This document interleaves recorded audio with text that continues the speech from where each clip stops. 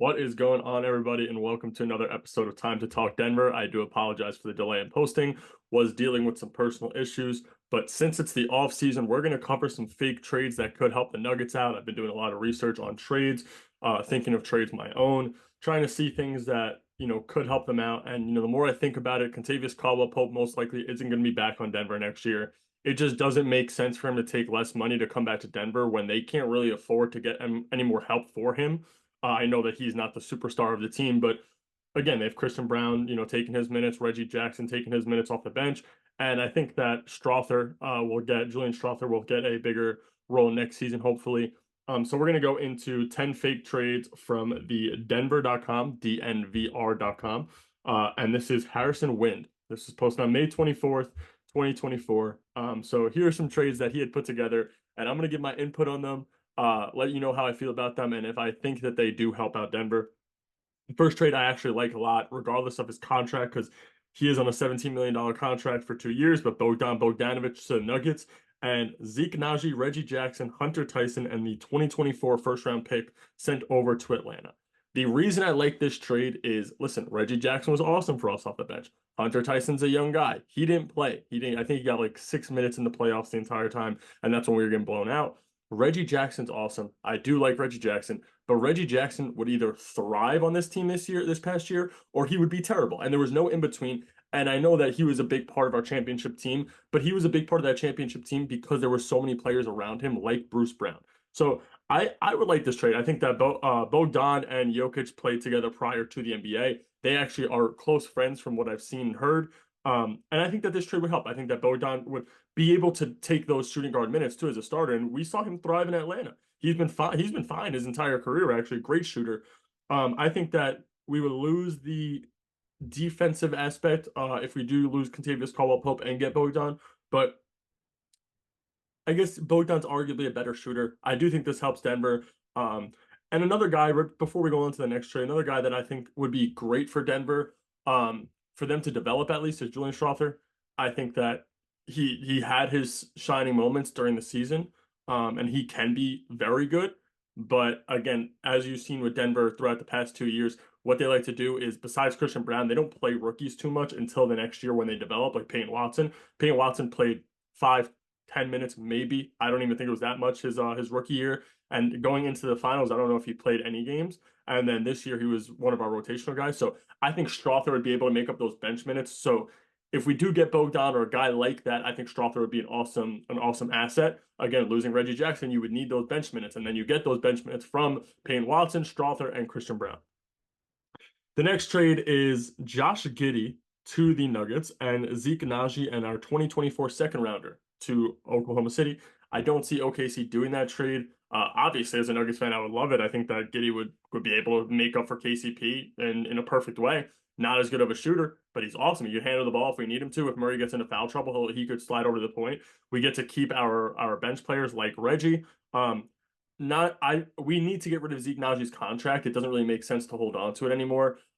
We did give him the extension 2 years ago, and he didn't even play last year. So I do think that our priority has to be going into the offseason, has to be to get a big man, even if it is with that first round pick that we have, or even a second round pick.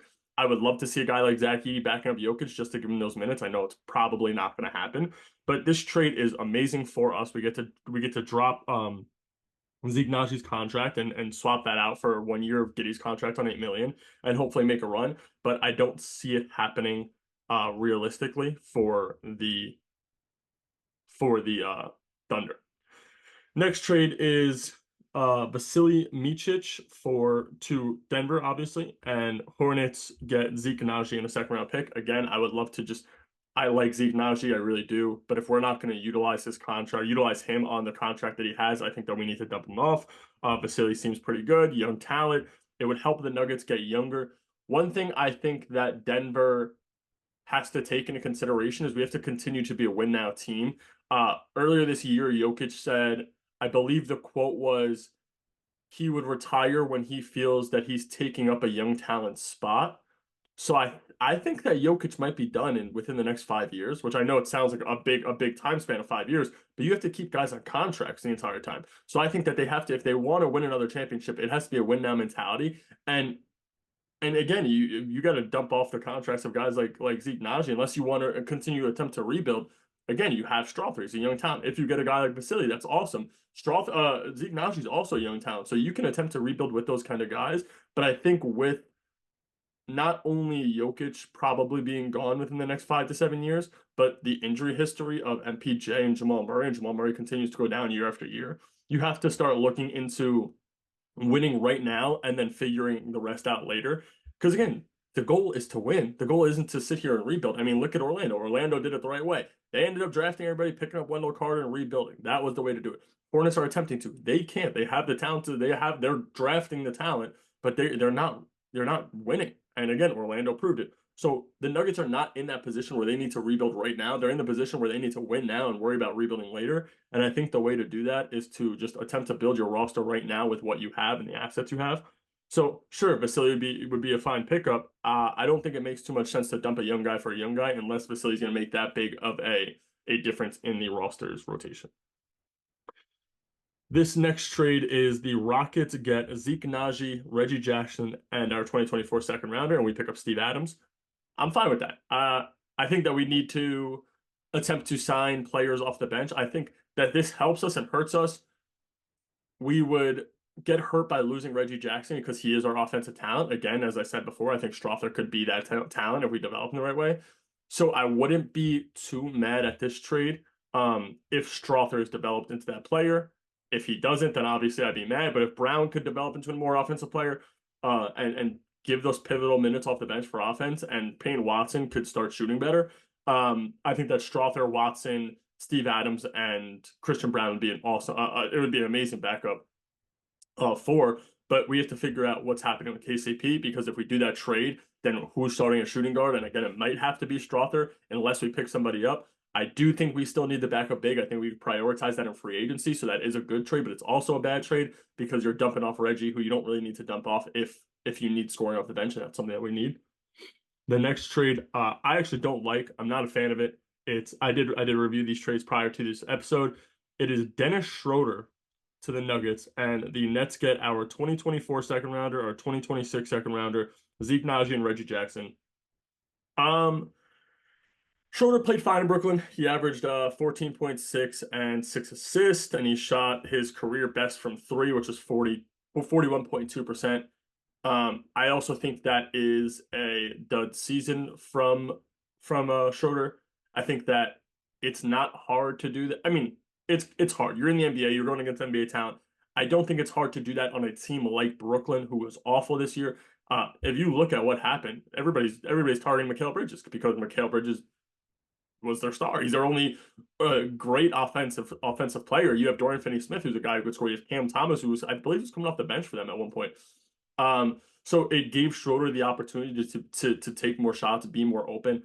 I think that Schroeder has had a fine career. I don't think that he's been a bad player, don't get me wrong. But I think that Reggie fits our culture more than Schroeder does and gives us more offensive talent than Schroeder would. Reggie fits our system. He knows our system. Sure, Schroeder brings more defense to the table than Reggie does, but I think that Reggie brings more scoring to the table than Schroeder does. If you look at the stats, it would easily look like Schroeder's a better player than Reggie Jackson, but that's because Schroeder's getting more opportunity in a place like Brooklyn, whose culture isn't winning right now. It's rebuilding again. So I think that this hurts us more than helps us. We're trading 2 second rounders, and as we've seen, we've been fine with second round picks. I believe Payne Watson may have been a second round pick. I know that Jokic was a second round pick.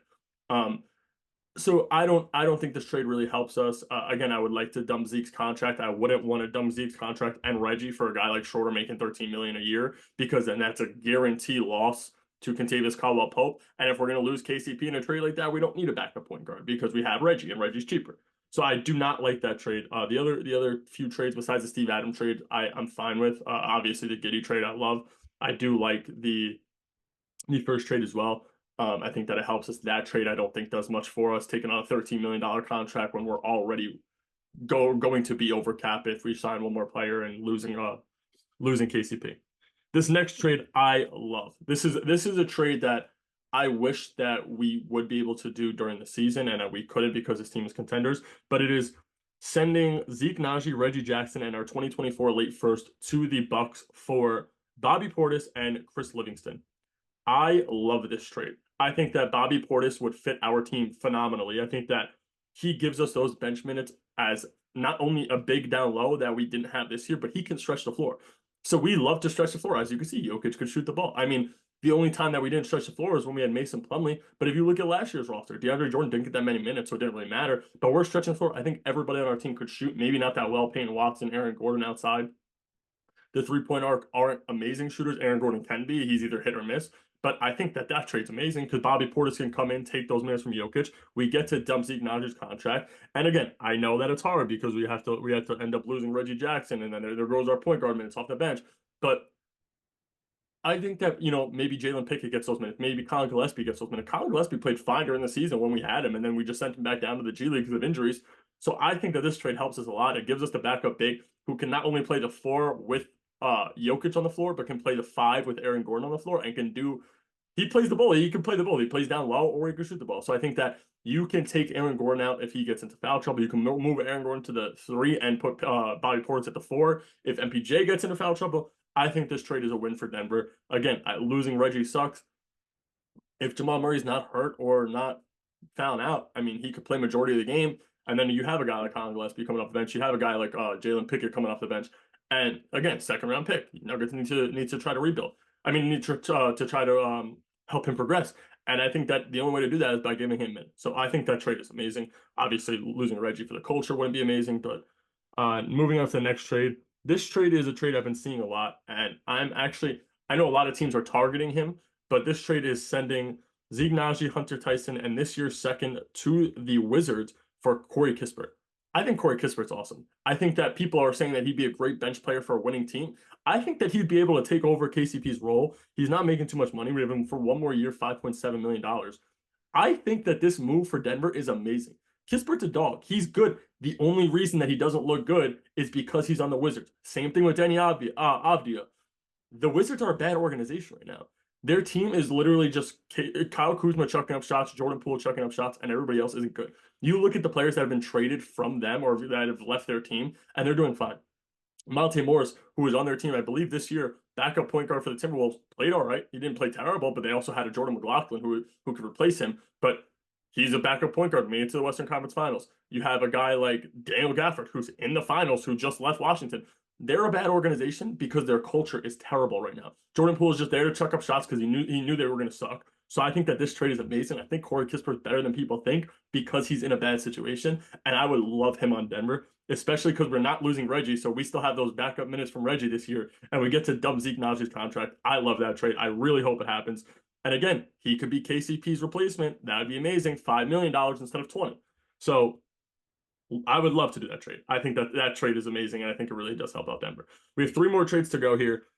Next trade is the Rockets getting Zeke Nnaji and our 2026 backup, second round pick, sorry, for Jock Landale. Sure. I mean, doesn't really hurt, doesn't really help. I mean, I guess it gives us the backup center minutes that we need. I would rather target a bigger name in free agency, not somebody that's insane, but somebody a little bit better than Jock Landale. I know I made last episode was me talking strictly about centers. I would rather a guy like Chimze Metu, but I do understand this because we get to dump off Zeke Nnaji's contract. But it also doesn't make sense because Jock Landale's on the same contract, so I'd rather have Zeke Nnaji in our second because Zeke Nnaji could stretch the floor a little bit better. Sure, people think Jock Landale might be better, but as a guy who's a Denver fan, I'm fine with Zeke Nnaji. If we're going to hold on to a contract, just hold on to Zeke Nnaji's contract at that point.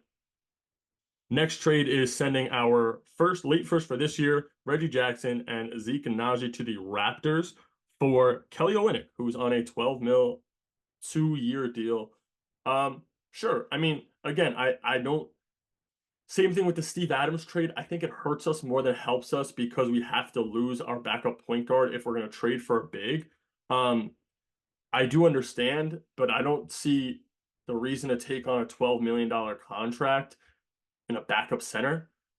If that's the case, then try to just go throw a guy like, I know that he would want way more, but try to go throw Jonas Valanciunas 12 mil a year or 12 mil for 1 year and sign him. I'd rather him as a backup center than Olynyk, not to bash Olynyk, but I mean, Valanciunas is a top 15, 20 guy. And I don't think that makes sense to lose our backup point guard minutes for it because we don't have money to sign a backup point guard then. So I don't like that trade.